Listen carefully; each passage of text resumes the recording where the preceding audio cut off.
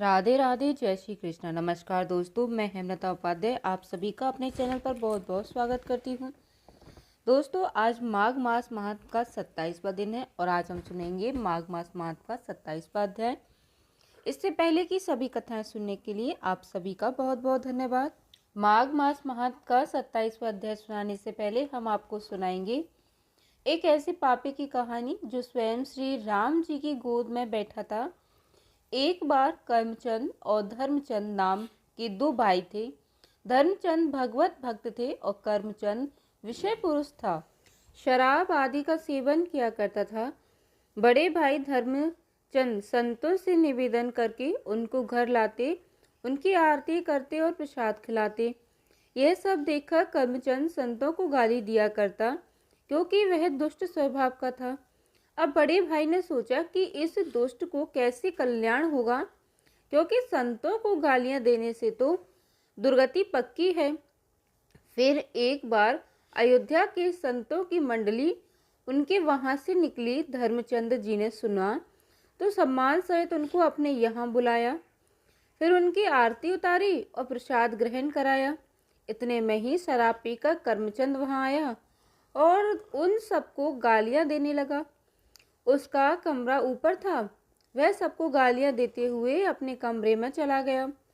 संतों ने धर्मचंद जी से कहा कि आप तो हमें इतना आदर पूर्वक लाए थे, लेकिन यह कौन है? धर्मचंद जी ने कहा, महाराज क्षमा करें, यह मेरा छोटा भाई है। गलत संगति के कारण इसकी ऐसी दुर्दशा हो गई है। उन्होंने पूछा, महाराज क्या इसका कल्याण हो सकता है? संतों ने कहा, क्यों नहीं, पक्का हो जाएगा। आप चिंता मत करो। उनसे एक संत हष्ट पुष्ट थे। अब वह ऊपर कर्मचंद के कमरे के बाहर गए।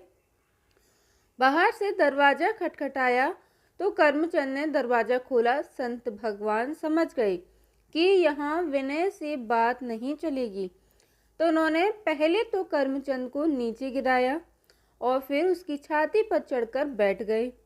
फिर संत ने कहा, राम बोल। कर्मचंद ने कहा, नहीं बोलूंगा। संत ने कहा, अगर राम नहीं बोला तो मैं तुम्हारा गला दबा दूंगा। यहाँ कोई तुम्हें बचाने वाला नहीं है।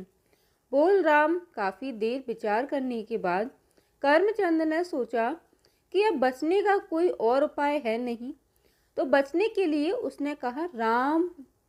राम सुनते ही संत महाराज जी उसके ऊपर से हट गए और बोले, बेटा इस नाम की कीमत कभी मत लेना, इसे बेचना मत। और कुछ दिन बाद सारे कर्मों का फल कर्मचंद को मिला। जो कुछ भी आज तक उसने किया, उस कर्म के कारण उसे जानलेवा रोग हुआ और उसकी मृत्यु हो गई। अब कर्मचंद्र यमराज जी के दरबार में पहुंचा। यमराज जी ने जब उसका लेखा जोखा देखा तो उसके खाते में तो केवल पाप ही पाप लिखे थे। बस 2 बार उसने किसी संत की कृपा से राम बोला था। यमराज जी ने कहा कि राम नाम जपना ही एकमात्र पुण्य है। तुम्हारा क्या लोगे इस राम नाम के बदले में? कर्मचंद तो संत महाराज की संगति के कारण उनकी बात याद रही, जिन्होंने कहा था कि बेटा इस राम नाम के फल को कभी बेचना नहीं। तो कर्मचंद ने पूछा कि पहले तो हमें कीमत बताइए। 2 बार राम नाम जपने की। अब यमराज जी फंस गए। सोचने लगे कि भगवान के नाम की कीमत लगाने से तो बड़ा भारी अपराध बन जाएगा। तो उन्होंने थोड़ी देर विचार किया। फिर सोचने लगे कि क्यों ना देवराज इंद्र से सलाह ली जाए। अब यमराज जी ने देवराज इंद्र को बुलाया और उन्हें सारा हाल सुनाया। तब देवराज इंद्र ने कहा कि इसका निर्णय तो मैं भी नहीं कर सकता, इसका निर्णय तो केवल ब्रह्मा जी ही कर सकते हैं। कर्मचंद बहुत चतुर था, उसको भी अब नाम की महिमा समझ आने लगी। तो उसने कहा, यह भयंकर रूप वाले यमदूत मेरे सामने से हटा दिए जाएं और जहां भी तुम्हें मुझे ले जाना हो, मैं पैदल नहीं चलूंगा। मेरे लिए पालकी बुलाई जाए। देवराज इंद्र और यमराज जी ने कर्मचंद को पालकी में बिठाया और ब्रह्मलोक ले गए। सारा वृतांत जानकर ब्रह्मा जी ने पूछा, क्या पुण्य है इस जीवात्मा की आप दोनों स्वयं में पालकी में बिठा कर लाए हैं? तब यमराज जी ने कहा कि यह तो महान पापी है, पर इसने 2 बार राम राम बोला है और इस बोल रहा है कि उसकी कीमत बताओ। ब्रह्मा जी भी सर खुजलाने लगे, क्योंकि राम नाम की कीमत तो वह भी भला कैसे बता दे। तब ब्रह्मा जी ने कहा, राम नाम की महिमा तो भगवान शिव जानते हैं। हम सब कैलाश चलते हैं और शिव जी से ही नाम की महिमा सुनते हैं। अब वह पापी जीवात्मा ब्रह्मलोक से सुख प्राप्त करके बहुत ही प्रसन्न था। अब सभी लोग भगवान महादेव जी के धाम कैलाश पर्वत पर पहुंचे।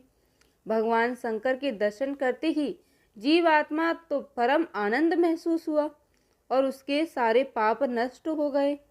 अब भगवान शिव ने पूछा कि आप सबका कैसे आगमन हुआ?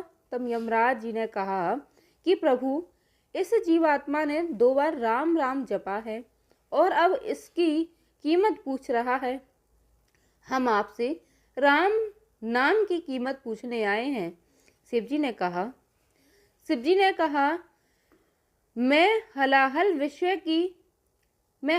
विषय को पी गया और माँ कहकर उसको अपने कंठ में रोक लिया। मैं भी दिन रात राम नाम ही जपता हूँ और इसी राम नाम से काशी में मरे हुए जीवों को मोक्ष प्रदान करता हूँ, पर राम नाम की कीमत बताने की तो मेरी सामर्थ्य भी नहीं है। उन्होंने बोला, सीधे साकेत धाम चले जाओ और सीधे श्री राम जी से ही इसके विषय में पूछा जाए। अब तो जीवात्मा को बड़ा आनंद हुआ। सभी लोग जीवात्मा को दूल्हे की तरह पालकी में बिठाकर साकेत धाम पहुँचे। तब भगवान श्री राम जी ने पूछा, कैसे आगमन हुआ? यमराज जी ने बताया कि प्रभु, यह जीवात्मा बड़ा पापी है, लेकिन इसने आपके एक प्रेमी महात्मा के कहने पर 2 बार राम राम जपा है और अब यह उसकी कीमत पूछ रहा है। तब भगवान श्री राम ने कहा, इसको मेरी गोद में बिठा। भगवान श्री राम ने उस जीवात्मा को अपनी गोद में बिठाया और उसको दुलार करते हुए कहा कि कीमत तो मैं भी नहीं बता सकता, पर महिमा आप स्वयं देख लो। यह पापी होते हुए भी मेरी गोद में बैठा है। राम नाम की महिमा देखो कि शराब पीने वाला कुमार्गामी जीव जो संत द्रोह करता था, एक संत महाराज की अतुकी कृपा से उसने अपने जीवन को केवल 2 बार ही राम नाम जपा, तो खुद श्री राम जी ने उसे अपनी गोद में बिठाया और दुलार कर रहे हैं। इसलिए कभी इस बात पर संदेह नहीं करना चाहिए कि 2-4 बार नाम जपने से भगवत प्राप्ति हो जाएगी क्या नहीं। एक ही नाम काफ़ी है भगवत प्राप्ति कराने के लिए। अगर नाम जप के साथ कोई अपराध ना बने तो प्रभु के नाम में रस आ जाएगा। उसका स्वाद लेकर आप प्रभु को अपने अधीन कर सकते हैं। नाम जप से आपको प्रभु की लीलाओं में प्रवेश करने और उनके श्री अंग की सेवा करने का सौभाग्य भी प्राप्त हो सकता है। यह था आज का प्रसंग। सभी मिलकर प्रेम से बोलिए, श्यापति रामचंद्र जी की जय। अब सुनिए आज का महात्मा। प्रेत कहने लगा कि हे पथिक, मैं इस समय तुम्हारे पास जो यह गंगा जल है उसे मांगता हूँ, क्योंकि मैंने इसका बहुत कुछ महात्म्य सुना है। मैंने इस पर्वत पर गंगा जल का बड़ा अद्भुत आश्चर्य देखा था, इसलिए यह जल मांगता हूँ। मैं प्रेत योनि में अति दुखी हूँ। एक ब्राह्मण अनधिकारी को यज्ञ कराकर ब्रह्म राक्षस हो गया। वह हमारे साथ 8 वर्ष तक रहा। उसके पुत्र ने उसकी अस्थियों को इकट्ठा करके गंगा में कनखल स्थान में गिरवा दिया। उसी समय वह राक्षसत्व त्याग कर सद्गति को प्राप्त हुआ। मैंने प्रत्यक्ष में देखा है, इसलिए मैंने तुमसे प्रार्थना की है। मैंने पहले जन्म में तीर्थ स्थानों में बड़े बड़े दान लिए थे और उनका प्रायश्चित नहीं किया था। इसी से मैं हजारों वर्ष तक इस प्रेत योनि, जिसमें अन्न और जल मिलना अति दुर्लभ है, दुख पा रहा हूँ। इस योनि में मुझको हजारों वर्ष बीत गए। इस समय आप जल देकर मेरे प्राणों को जो कंठ तक आ गए हैं बचाओ। कुष्ठ आदि रोग से भी मनुष्य प्राणों को त्याग करने की इच्छा नहीं करता।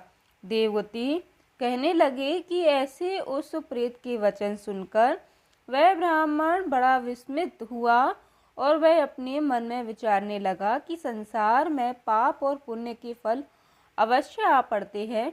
देव, दानव, मनुष्य, कीड़े मकोड़े भी रोगों से पीड़ित होते हैं।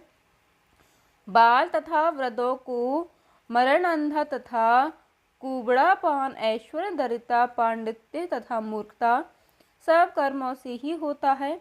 इस कर्म भूमि में जिन्होंने न्याय से धन इकट्ठा किया है वह धन्य है। यह सुनकर प्रेत गदगद प्राणी से बोला, हे पथिक, मैं जानता हूँ कि आप सर्वज्ञ हैं।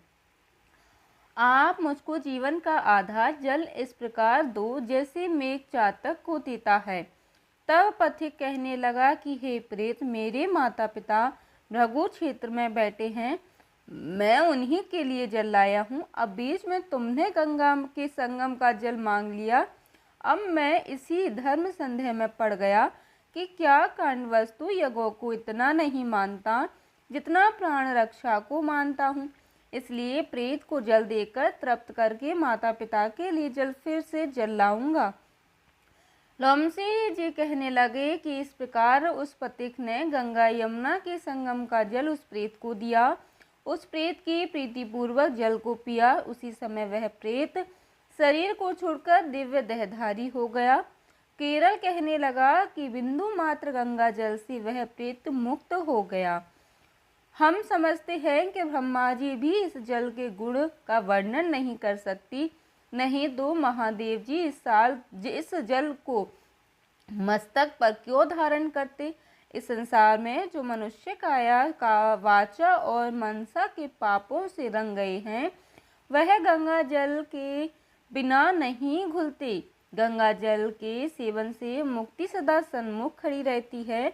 जिसके जल को स्पर्श करते ही प्रेत प्रेतत्व को छोड़कर मुक्ति को प्राप्त होते हैं। जो गंगा स्नान करता है वह वैष्णव पद को प्राप्त होता है। यदि संबंधी लोग गंगा जल को तर्पण करें तो नरक में रहने वाले पितर लोग स्वर्ग में चले जाते हैं और स्वर्ग में रहते हुए ब्रह्मत्व को प्राप्त होते हैं।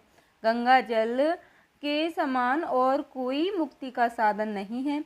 वह प्रेत वहाँ से चला गया और 1 मास में जब माघ मास आया तो उसने सुने हुए प्रयाग महात्म के अनुसार गंगा यमुना के संगम पर स्नान करके विशाल शरीर को धारण कर भक्ति पूर्वक नारायण की स्तुति करता हुआ वह द्रविड़ देश का राजा गंधर्वों से सेवित उत्तम विमान पर बैठकर इंद्रपुरी को गया।